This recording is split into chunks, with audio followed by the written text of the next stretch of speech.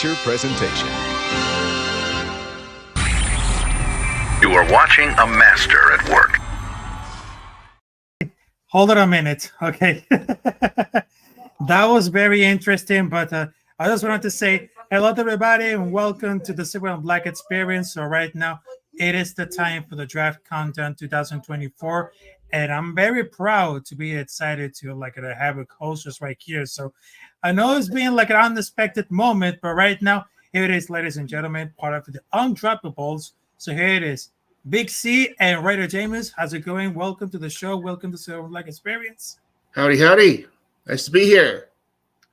All right, so right now it is time to hit the bell right now because this is like the Serie podcast series that we're talking about for the draft 2024 ahead for the Detroit, Michigan. And right now we're going excited to be here at this moment. So 1 month away. 1 month away right now, ladies and gentlemen. And right now, with the hitting for the bell right now, so let's try it for the hit of the bell. Right now, it is ahead because right now we had the first topics. So right now, we had the position number 13 on the draft 2024 at the NFL draft on Detroit, Michigan. Now, a lot of persons, they just wanted to see getting involved with the quarterback like J.J. McCarthy, Jaden Daniels, Bo Nix, or Michael Penix Jr. So the question is going to be like this one. Who should be drafted at the number 13 on the Raiders? So it's going to be like the quarterback, safety, position to the linebacker, or anything else for the wide receiver. So who you got for the number 13 that we got for the draft? So let's start with Big C, and then we got Raider Damus. Who should be drafted at the number 13 for the Raiders? I got two candidates in mind, and the first one is Quinyon Mitchell. We need a lockdown corner, and he is a guy who he fits that bill. He's not the best at zone, but he's super athletic. He's big, he's long, and he's a lockdown and man. And I want him or the kid from Penn State, the offensive lineman, Olu Fashanu. Yeah, Fashanu I've been on him for a long time since the first time I started talking about who the Raiders were going to draft. And I think as a team builder, that's your guy. You build that line, you can handle mediocre quarterback play for a while. Although my number one target is moving up and drafting Jaden Daniels or J.J. McCarthy. And after Jaden Daniels' pro day today, I was looking for him to weigh over 205 pounds. He weighed in at 210. That's perfect for me. He just became my QB target for the Raiders. Mm-hmm. All right, so Raider Damus, who should be drafted on the number 13 at the Raiders on the 2024. So there you go. Well, frankly, I'd be surprised if the Raiders actually stayed at number 13. I think they're going to do their darndest to move up in the draft. And I think they're going to be targeting Jaden Daniels all the way. I don't really see them are in the market for somebody like J.J. McCarthy. I don't see them necessarily in the market for somebody like Drake May. I think Daniels is the guy. If they can't move up, then I see them taking somebody like Michael Penix Jr., although Quinyon Mitchell, I think, would be a fantastic selection for them. And I think if they don't want to go cornerback, I think they go right tackle, somebody like Taliese Fuaga from Oregon State. So the cornerback, offensive tackle, and quarterback, I think, are the three positions that the Raiders are going to be choosing from in the first round of the draft. I don't really think they look anywhere else this time. I totally agree with that, and I backed that up with my words. We lost El Capitan. I don't know. There he is. He's back now. I know I'm back. But I think you brought it up for the idea, but I think that because right now I just saw for the report right now. I mean, J.J. McCarthy isn't just like a light athlete because we just know about it. And doing for the connection with Jim Harbaugh, but right now he's on the Chargers. I mean, that could have been like a really having a connection with the Chargers and J.J. McCarthy. Michael Penix Jr. has a lot of injury reports, so it's very a risky idea. But Jaden Daniels' ability to take it to another level because we just got Gardner Minshew, which is the Uncle Rico. Also, we just got Aiden O'Connor. But right now, getting drafted to a quarterback to say, let's get him popping out for number 13 because right now, the main focus is about for the quarterback. I mean, there has to be ability, strategy, and of course, a lot of speed and improvement for them to get to the thick frame of the new regime of Antonio Pierce.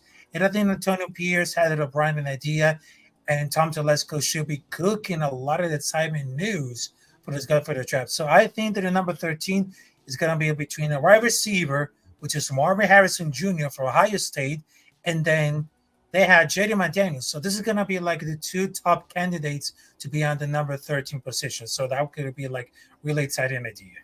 I think Marvin is a little bit out of reach. He's going to be the first receiver off the board, probably number 5 or number 6. The thing about Jaden McDaniels is that last season he had an historic season in fantasy for college football quarterbacks. And when I say historic, I mean he was in the top 5 or 6 of ever, and that includes Patrick Mahomes season, a Joe Burrow season. In fact, the last time we saw anybody score that many fantasy points in college football was Joe Burrow. The last time we had a wide receiver who did as well as Malik Neighbors was Jamar Chase. So you're looking at another Joe Burrow, Jamar Chase hookup, and if the Raiders somehow come out with that quarterback, it's going to change the franchise. And again, the only drawback that I saw in his game, well, the two drawbacks I saw in his game were his lack of sliding. He takes defenders head on when he is out of the pocket and rumbling down the field. He doesn't like to slide and take himself out of the play. He likes to take guys head on. Now, he's not built like KJ Jefferson to do that. And the other thing was his size. And if he was going to be like that, he had to be a certain size. And there are no quarterbacks in the history of the NFL that have been successful that weighed under 205 pounds. And he cleared that hurdle for me. And whatever it takes, he's a whatever it takes kind of guy. I think the wide receiver position got really interesting today in LSU's pro day because Malik Neighbors ran a 4.35. Which is really, really fast for a wide receiver. And Marvin Harrison declined to do any sort of physical testing. So we don't really know how fast Marvin Harrison is. I would not be super duper shocked if Neighbors went before Harrison. And that's not something I would have said a month and a half ago. Yeah, exactly. Also, there was like a between because what I choose it about for Quentin Mitchell, which is like very huge because they're in the market for the new cornerback the offseason, and there's one play that's been tied for the potential first round when it comes to Toledo cornerback Quentin Mitchell. I mean, he had a ball skills. They're a big reason why he's considered like a top prospect as a record out for 27 pass breakups. I mean, they happen to earn like the second highest coverage grade, and something was very consistent about Mitchell's game in college. He played like a lot of coverage in the previous for the mistakes. Look at him drive for the short routes. I mean, he's playing for the cover one and outside for the cornerbacks. And I mean, there's going to be released an inside, but he just used the leverage from the team for this poisoning. I mean, wasn't this even like the receiver?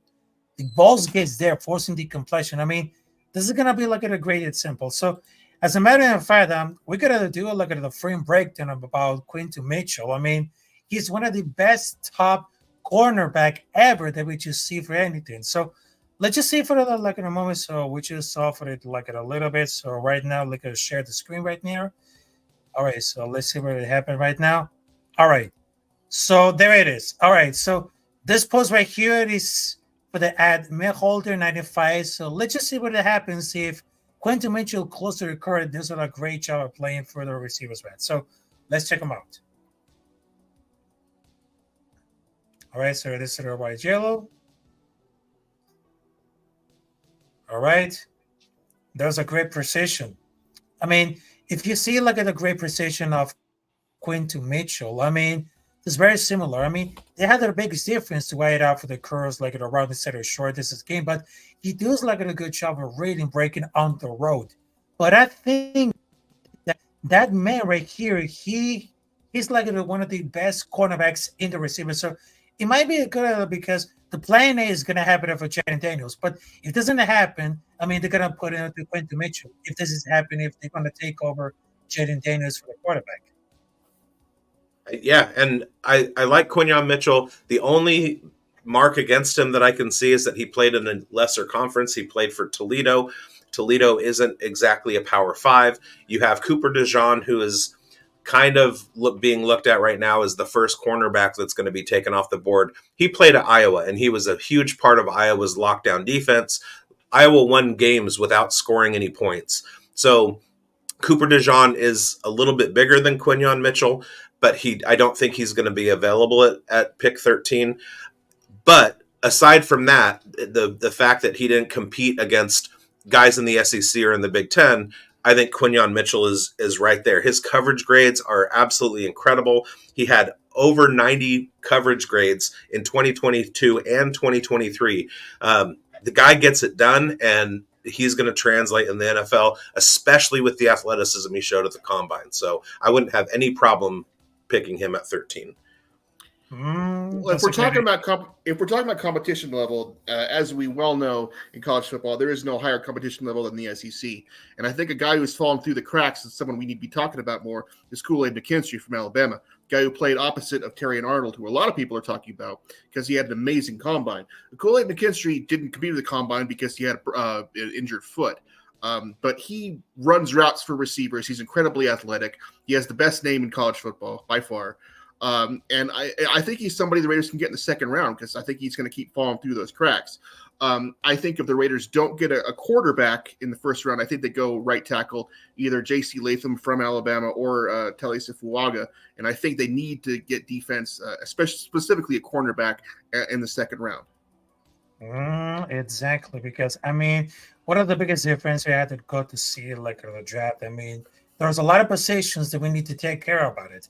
I mean, the last year we just had like an improvement for the defense, but there's still holes to get filled in. I mean, looking for the safety, guard, tackle, also linebacker, cornerback. I mean, they brought a lot of new youth, and of course, they just wanted to bring like young talent and of course, veterans to help you for the next generation. I mean, that could be to happen a lot.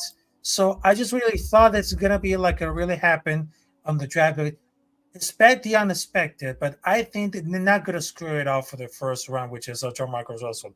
We want to forget that athlete, which is John Marcus Russell, because we just wanted to forget about for the past and moving on for the future because it's got to make it splash on the draft. And I think it's going to be like a roll of the dice, but I think it's going to draft in a landing spot because I know that Jaden Daniels had coached quarterback and ACU. But the Castaway couldn't move up for the big number 13. But, I mean, they're going to step it ahead to go for the game right now. I mean, they have to feel the connection because he just recruited Daniels to Arizona State before he committed to the program in 2019. I mean, we're just asking about this. It's going to be like a really crazy, but he doesn't look straight with stuff like that. But it's going to happen because the versatility of this athlete is very explosive at his peak by themselves. And, I mean, it happened. And Pierce coached Jane Daniels in high school at Long Beach Poly as well. So their relationship is very good. The problem is that Antonio Pierce played his team out of a high draft pick, and they didn't tank for Jaden. And Jaden quickly rose up draft boards, and that was a problem. And that's good that he did, because if he didn't play as hard, if his team didn't play as hard and well as they did, of course, Pierce wouldn't have a job right now. Sure. At least not the one that he does currently. And I'm not worried about any Jamarcus Russell situation for a couple of reasons. First of all, Tom Telesco does not draft first-round busts. He drafts second, third, fourth, fifth, sixth, and seventh-round busts. So if he drafts somebody in the first round, I believe in that person. Secondly, the other day, Coach Pierce at the coach meetings in Orlando, I believe, said, "I'm the guardian at the gate. No evil's going to get in this building. No one gets by me." Jamarcus Russell is somebody who would not get by Antonio Pierce. So if Antonio Pierce signs off on somebody to come into the building and be part of the Raider family, then I trust that person. So whoever he wants to bring in, I'm cool with them.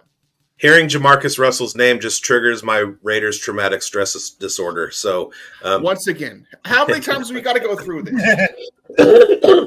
And Antonio Pierce, he laid it out. He said, we are not going to get guys that will not fit the culture. That sounds a lot like a previous regime. And if Tom Telesco has late round busts, but hits on the early rounds, let's bring Mike Mayock back, rerun it with him, and have him pick the later round picks. Find another Max Crosby. Mayak got a raw deal. He did a pretty darn good job considering what he was given and the people who will not be named who he had to work with. Yeah, exactly. Right. I mean, they just had it because right now we just wanted to forget about for the past and moving out for the future. I mean, they just had to feel like the connection between of Jaden Daniels and Arizona State, but I think we should have it to go for the same right now. So we just wanted to bring it out for the plan A. If it doesn't happen, there's always plan B. So right now, let's just move it up because right now we're just talking about for the draft picks and everything. So right now, let's just move it on for the next topic and let's talk about for the free agency. I mean, there are so many options at cornerback because they just wanted to add something young, something better. And I mean, what is at the table, which is Tre'Davious White, which is signing with the Los Angeles Rams. But there's still veterans at the open market. And they just include Xavier Howard. Do you remember that name? Because from the Miami Dolphins, I mean, they could have taken it for this one. I mean, and one big factor about this, Xavier Howard was defensive coordinator, Patrick Graham in Miami for just only one season. And they also just like a free agency market, which Stephen Nelson, Stephon Gilmore, Adora Jackson, Potter Pigotson. I mean, those markets for the cornerback has been very, very slow, but he might be taking to get it when one of the better ends of the Washington plays. But I think it's going to be like this one. So first and foremost, I just wanted to tell about for Big C and Redder Davis about for the options for the cornerback who should be drafted on the free agency market before to get into it to the draft. Well, I was thinking Steven Nelson. Steven Nelson is definitely a veteran. He's 31 years old. That's I don't like signing free agents over 30 years old, but I mean, you're looking at Adoree Jackson and Xavier Howard. Xavier Howard's probably the best that's out there, but if you want some guy who's just an absolute dog that's going to come in, fit the culture, and be able to pick up the system really quick, Steven Nelson has played for a few different systems over his career. Mm-hmm. I think he can do it real well, and he's going to be cheap. I made the statement that when the day that it was announced Alexander Mattison and Tre'Davious White were in the building, I said, Mattison can kick rocks. Don't let Tre'Davious leave. They did the opposite, and Tre'Davious is now a Ram, and Alexander Mattison is our handcuff at running back. So I was really disappointed in the Tre'Davious White signing. You know, you get this aura from Antonio Pierce that once he gets somebody in front of him, that person is going to totally buy in just because of his personality. And sometimes money trumps personality. And it looks like Tre'Davious just wanted to go somewhere else. Mm-hmm. There are a lot of really good reporters who cover the Raiders, and first and foremost amongst them is the esteemed and benevolent Hondo Carpenter, who works for Sports Illustrated. And for the last few weeks, he has been hinting very strongly that the Raiders are active in the trade market for a superstar level player.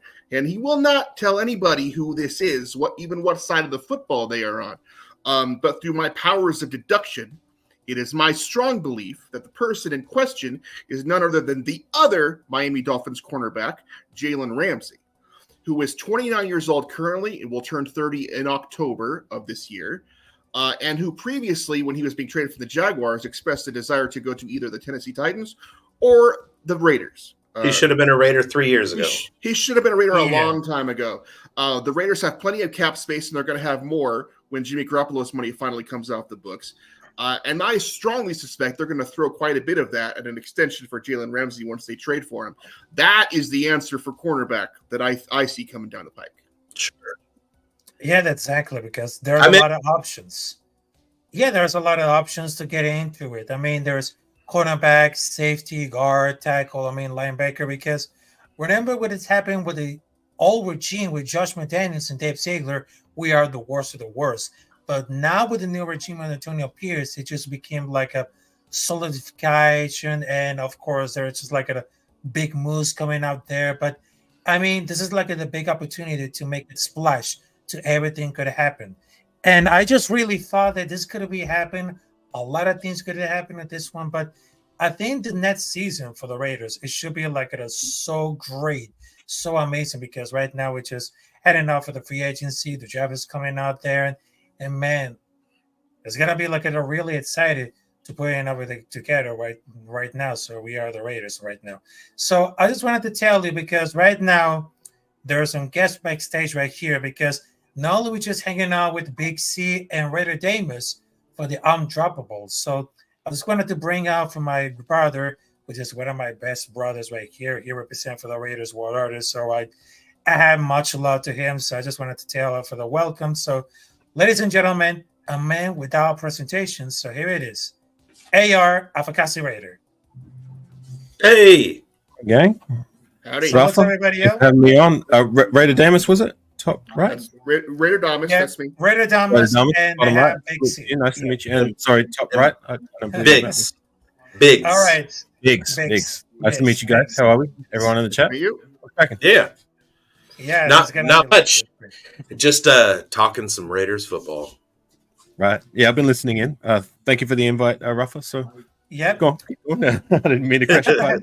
Yeah, don't worry about it. So, Afakasi, I just wanted to tell you about because we're headed to the draft right here, and we're just talking about for the free agency market, we should be going up for the cornerback. So we're just talking about first saving Howard and all those positions that we can feel there for the defense. So right now, I have the MFL draft, which is in Detroit, Michigan.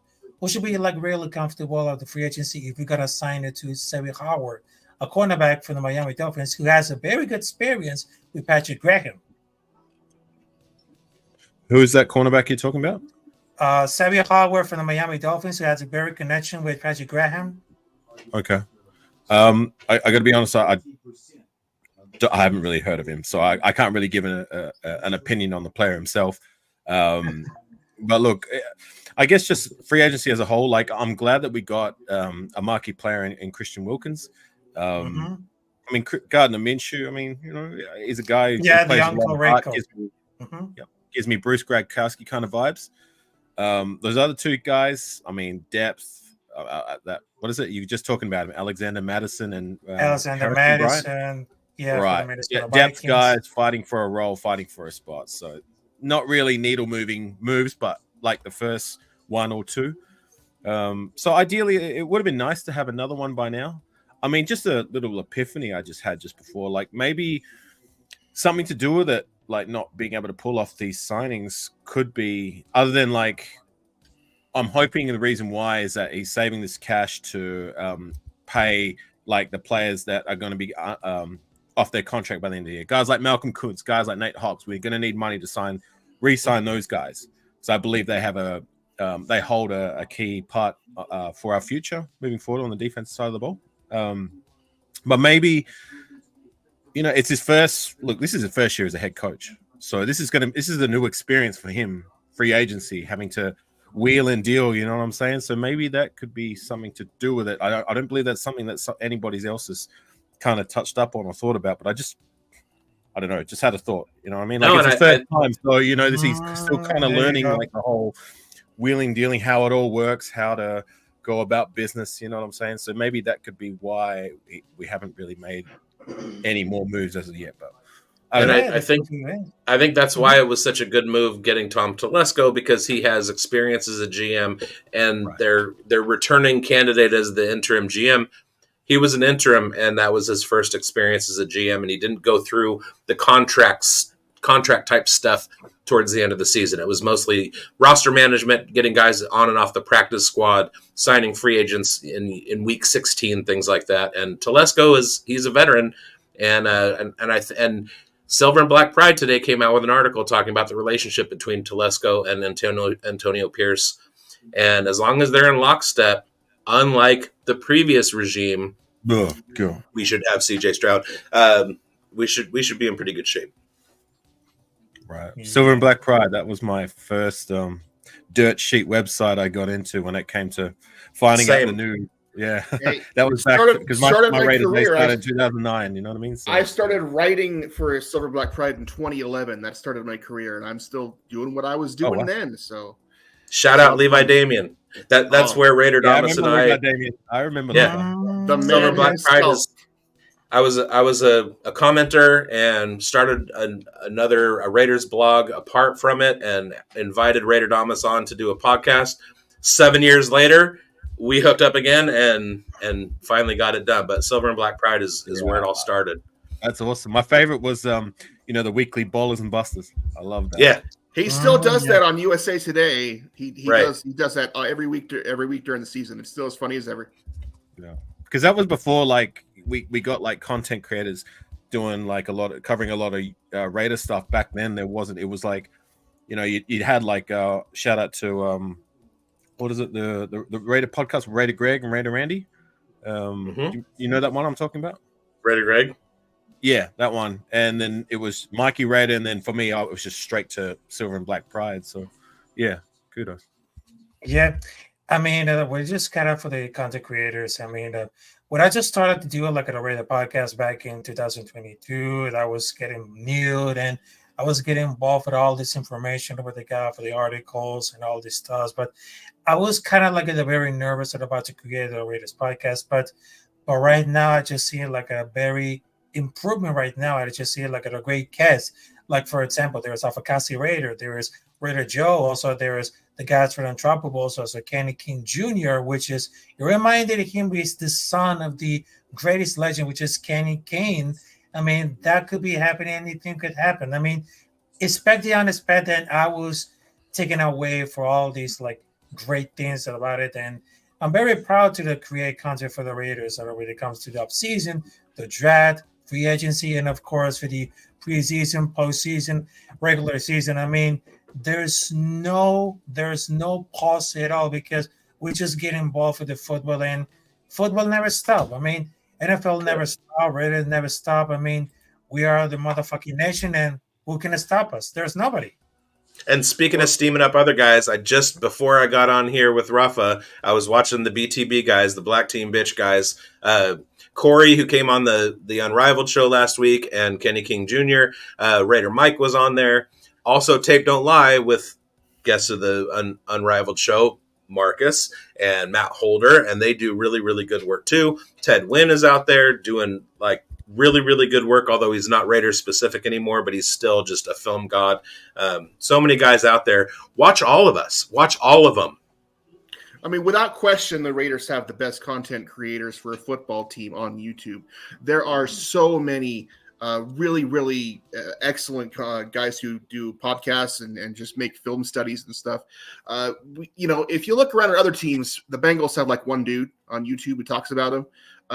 Teams like the Cowboys and Packers, they have a few guys. The Raiders have literally hundreds of people who make content for them on YouTube and in other places as well. And the quality and the quantity are absolutely unparalleled. The Raiders have the best fans in football, bar none. Absolutely fantastic. It's the passion. Absolutely. It is a passion. So right now, I just had one last question before we wrap it up right now, because we're just having so much fun with Beaks, also with Raider Damas, and You got muted. the NFL drafted. All right, so I heard about the echo right now, so I just wanted to figure it out. So right now, what is the position that no one can talk about it between for the linebacker, cornerback, safety that we need to take care for the next season? So what position that no one talks about it, they need like a little improvement, or they need like a splash of the 2024 Raider season? So let's just start with Afakasi Raider, then with Biggs and Raider Damas. So Afakasi, you first. Well, I think all three of those positions have we're decent enough. We can always improve. You know what I mean? Like, I was very happy with the production we got out of our linebacker core. I went on record last season saying that it was once again looking like a glaring weakness, a position that's been a weakness and never really been an area of strength for the last decade and a bit now, since the days of Kirk Morrison and Thomas Howard. You know what I'm saying? It just never seems to be addressed properly where we can say it's an area of strength. But like last season, I was pleasantly surprised. I thought Spillane played very well, exceeded my expectation. Diablo took that third-year leap. Masterson, as a rotation role guy, I think he does well enough in that role. I mean, like, he's not a starter, but as a special teams guy and a rotation guy, you need people like that, and I think he does well enough. We could probably use more depth there, probably more so than like corner and safety in my opinion. But like even corner, like we lost to Mick Robertson. Like, thank you for your services. I think he did well enough for where we drafted him, but we could use another outside guy. Can Jacorian Bennett be that guy in time? I mean, results were mixed in his rookie season, but then again, rookie. Jack Jones has my seal of approval. I think he's, if he can keep playing the way he played coming out of the gate and making those splash plays that he did last season, then I think he has a very bright future. He just needs to keep his off the field issues in check, so to say. But he's, Antonio Pierce is the right guy for the job to keep him motivated and on his best behavior. Nate Hobbs is another guy who, I think has a big part to play. He's finally solved our nickelback problems. I mean, how many years have we been like letting these slot wide receivers just catch and run again and again and again, right? And tight ends too.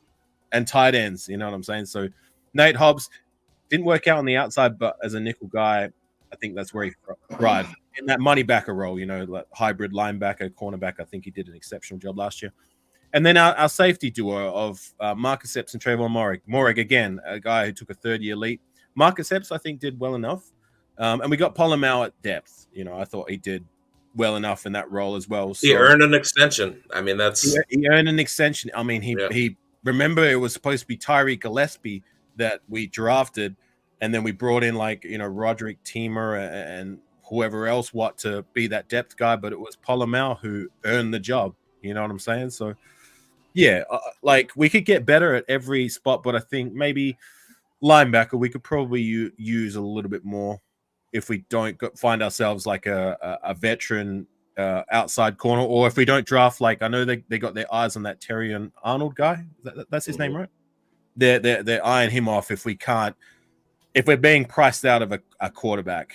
You know what I mean? If we don't trade up, because as much as I've gone on record and said I want us to trade for a quarterback, especially Jaden Daniels, it's looking like it's more and more of a bridge too far. You know what I'm saying? We're looking not just 2-3 first rounders. It could be more, and that's just a bounty I don't know if we can afford to make, but we'll see. But that's just where I see it as it stands right now. Sorry for the long-winded answer. My bad. No maybe linebacker. More so. All right, linebacker.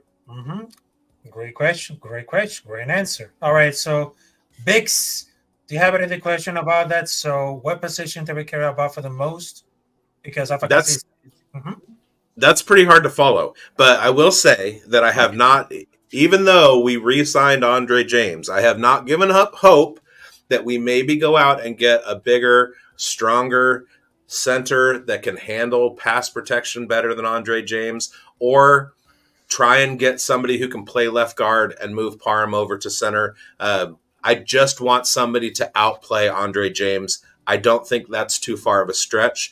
But if we did that and solidified that offensive line and didn't have pressure coming from up the middle, especially if we get, like you said, if we get priced out of a quarterback and we're looking at Aiden O'Connell starting the season without much lateral movement or escapability, we're going to need to shore up that pass rush defense, or the defense against the pass rush by the offensive line.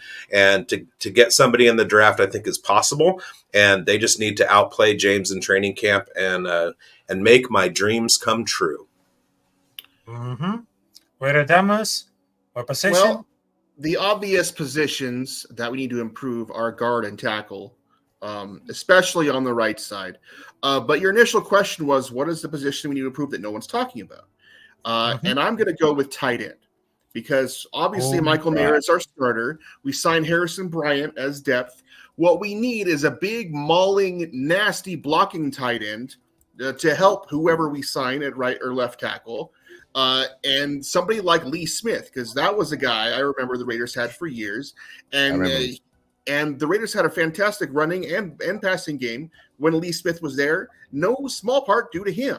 So I want the Raiders to have 3 or 4 deep at tight end, and I want at least 2 of them to be really, really good blockers, because Michael Mayer is not. He's a fantastic pass catcher, and he's improving as a blocker, but I want someone whose specialty is blocking. As far as the quarterbacks go, I mean, we've talked a lot about the Raiders being priced out. I want to take us back for a moment to the college football season last year. And there was a team who was bumped out of the college football playoff for a very specific reason. A team who did not lose a game, until the bowl season, and that was Florida State. Now, I, as a Florida Gator fan, hate Florida State's guts. However, I will recognize that they were undefeated and lost their bowl game because they didn't give a shit, and I understand that. And they were knocked out of the college football playoff because their quarterback broke his leg. And I understand not including them because their quarterback was amazing. The quarterback in question is Jordan Travis. Yeah. And he's going to be there in the third or fourth round. And if the Raiders are priced out for whatever reason, for whatever home run quarterback pick they want to make, I think he would be a fantastic choice later on in the draft. And I think he could be as good as any of these guys who are going to go in the top 10. I agree. And I think that the difference is we talk about the immediacy in the NFL to make a big splash now. And I think Jordan Travis is going to be a guy who's a year or two down the road. If we want somebody who's going to step in and take over the QB1 role this season, we have to spend out of our butts and jump up and get somebody. But if we want somebody who shows a lot of talent and can do a lot of things on the field, but just needs a couple years in the NFL to kind of get his bearings and get right, I think Travis is a perfect candidate for that, especially in the third, fourth round, that kind of thing. Kind of like where we got Aiden O'Connell, and he's another flawed product. Has some really, really stellar skills, but suffers in some areas, and he's going to need 3 or 4 years to develop. So if we want to keep on that carousel, that's absolutely – and I'm for that. Build the team around and go with whatever quarterback you have, because we've seen the Ravens win Super Bowls with – terrible quarterbacks. We've seen other teams do the same thing. You don't have to have a top 5 drafted quarterback to win a Super Bowl. You have to have a great team around them. And we saw that happen to the Raiders in 2002. Right. I will always be a proponent of that kind of team build. Eagles won a Super Bowl with what? Nick Foles, right? Nick Foles. Yeah. But just to your point, like that's a very big endorsement coming from a. You said you're a Florida Gator fan, right? I am, yeah. So for you to endorse a player who's playing for, are they your biggest rivals, or one of them at least? Well, yeah. Florida has a lot of in-conference rivals, but the in-state rival is absolutely Florida State. Hate them. But that guy is freaking good. To my point, like for you to endorse him, and this is coming from you, who like you've obviously watched a lot of him play. Like a lot of us YouTubers, not myself, because I don't talk about players that I have no idea about, and I've only watched their highlight film. That's for me is unfair. You got to watch them game in, game out to have a fair assessment of what they can do. And for that to come from you, who's actually watched him play, that's a big endorsement. But yeah, like I know that they've had a meeting with the guy, right? I believe if they haven't, they're scheduled to have one. Yeah, there was some talk about Antonio Pierce talking with what's his name again? Jordan Travis. Jordan Travis. Gotcha. Yeah. Mm-hmm. And you brought up a good point. Like, I mean, I was only talking about the positions that you highlighted, Rafa. Like, but yeah, tight end, I'm right there with you. Like on paper, like, yeah, we're banking on Michael Mayer to be the next big thing, and he did flash potential. But as it stands right now, I think it's a very, very weak group. Like probably the weakest the tight end position has been for the last decade and a bit. Until proven otherwise, right? Like we're banking on Michael Mayer, but like in yesteryears, we had Darren Waller, we had Jared Cook, we had Michael Meyer. Brandon Myers, we had Zach Miller.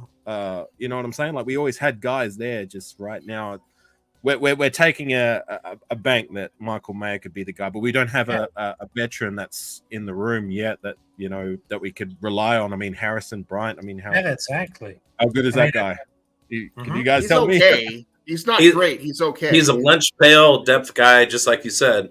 And the tight end position has changed. Michael Mayer, like Raider Damas was saying, he's more of a big slot receiver, kind of in the mold of a lot of these tight ends that have been coming out, like Sam Laporta and Luke Musgrave and these guys. He's not traditionally what it took for a tight end to break in the NFL was to take 3 or 4 years working on blocking, learning offenses, getting blocking down, and catching some passes. And then they would typically break out as kind of an offensive threat year 4, year 5, year 6. When you need your offense and passing offense is de rigueur in the NFL at this point, you want a guy who's going to be able to be a pass catcher immediately without dealing with the blocking aspect of it, and that's where Michael Mayer's at. That's why we need more depth at tight end. Yeah, that's the Lions last year showed what a good offensive rookie tight end can do. The Lions don't win the division without Sam Laporta. They might not even make the playoffs without Sam Laporta.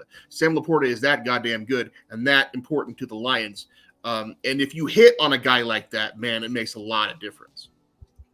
Yeah, exactly. And for that position, for the Michael Mayer that you brought it, I mean, he has a very good weeks. I mean, he was just like the number one tight end prospect coming out for the draft, but he has a loss for the traction with the other tight ends before watching the game. But I think he was just like an act for finding open parts of the field because he targets snare and snappers. It's also they're looking like very great over, but it might be changing. Like you don't have like a generation to take it on most of the attention to the defense, but it could have happened with he's got the if factor because he looked at it very great because it might be too late because you got to usually had to take it to get acclimated.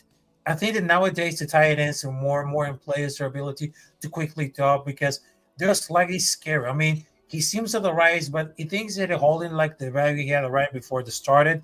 I mean, it's about the spraying about the defense and committing mismatches. So if you can see, look at all those players and big athletic, all these stud tight ends are starting to get a lot more usage of their careers. I mean, I just figured it out because he wasn't in the field because he was more as a bad blocker at the start of the season because he was very good at the last two games. I mean, he just needed to get enough of the speed that are blocking in the NFL level. I mean, going forward has to be a lot in there, at least 2 or 3 catches with a format for the yards and everything. I mean, there's just some of them drop it. I mean, it was notice he was high off of the available players. I mean, it was very good, but Welby has to before the snap and share the need to support the fantasy production. I mean, it seemed like it after the slow start, but it was seen like a very keep it enough for that position right now. So I just wanted to tell you everything could have happened. So yes. So right now, ladies and gentlemen, right now, so I think it's time to wrap it now. So thank you, Afakasi Radio, for showing us for the support right here. So Afakasi Radio to say, sorry, Rafa, had to go a test. Which need my attention. Thanks for having me on. Nice meeting you, Raider Thomas and Big. So make sure to subscribe to my brother, Afakasi Raider, on YouTube with his show, Raiders World Order. And of course, I just wanted to say those last thoughts. So Biggs, Raider Thomas. So where can we find us on the social media about for all these stars for the Raiders behind for the NFL draft, which is on last week on April on Detroit, Michigan? Go to Twitter and look up at Big Boneded, BIGBONEDED FFB on Twitter. There you will find all of my posts. I post in Raiders Twitter, and we have our show at the Uncovered channel of the Undroppables, the Raiders Unrivaled. We have a live stream every Thursday night at 8:00. So check that out on YouTube. Search in YouTube, The Undroppables. Raider Damas is a fantastic co-host, and we will be with you tomorrow night at 8:00 Pacific time. That's, again, Uncovered, the Raiders Unrivaled at The Undroppables on YouTube. As for me, I'm at Raider Damas on Twitter. Now, most of what I do professionally is comedy in nature, so most of what I post are jokes, and usually dick jokes. But most of it is football related.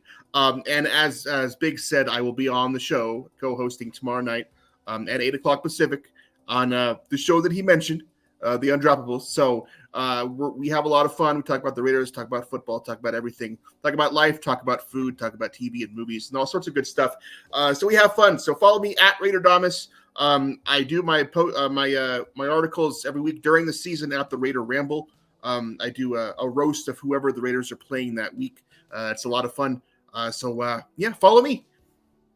All right. So thank you, everybody. And of course, you can follow me on the social media at Capitán Rafucho on Twitter, Instagram. Also, you can subscribe me on YouTube at Capitán Rafucho, where this is like the first episode of the draft episode, which is a draft countdown, which player we got to drafted, also the free agency and more. So with that being said, thank you very much for having us for this special episode of Single Black Experience Draft Countdown 2024, which is unbelievable. I just wanted to say Thank you, everybody. And just like in the absent words of Al Davis, if you know one thing, just win, baby. Just win, baby. Thank you, Ref. Have a great night. And of course, salute to you. Peace out. Peace. Yep.